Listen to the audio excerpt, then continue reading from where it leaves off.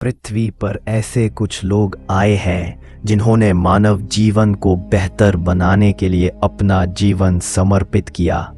उनमें से एक थे आचार्य सुश्रुत, जो आयुर्वेद के महान चिकित्सक और शल्य चिकित्सा के जनक के रूप में जाने जाते हैं। आइए उनके जीवन और योगदान की कहानी जानते हैं। आचार्य सुश्रुत का जन्म प्राचीन भारत में हुआ था।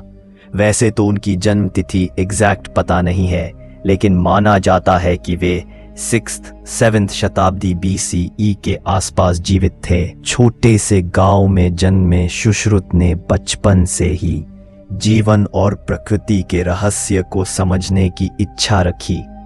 उन्होंने अपने गुरु धन्वंतरी से चिकित्सा की शिक्षा प्राप्त की और शल्य चिकित्सा में विशेष माहिर बन गए। बचपन से ही उनका ध्यान मानव शरीर की समझ और उपचार प्रणालियों पर था। आचार्य सुश्रुत ने सुश्रुत संहिता का रचना किया, जो आज भी आयुर्वेद का एक अमर ग्रंथ है। सुश्रुत को सर्जरी का जनक भी कहा जाता है। उन्होंने कैटरैक्ट सर्जरी और नाक, कान और गले की सर्जरी का विकास किया।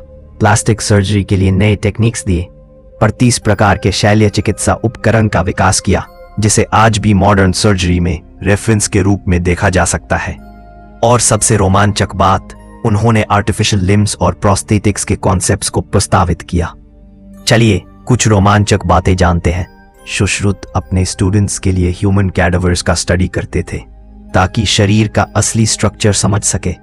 उन्होंने दंड, छेद और सूचरिंग टेक्निक्स के लिए प्रक्रियाएं लिखी, जो आज के मॉडर्न मेडिकल स्टूडेंट्स के लिए भी अध्ययन का विषय है। सुश्रुत संहिता में 1020 प्रकार के रोग, उनके लक्षण और उपचार का विवरण दिया गया, एकदम कॉम्प्रहेंसिव।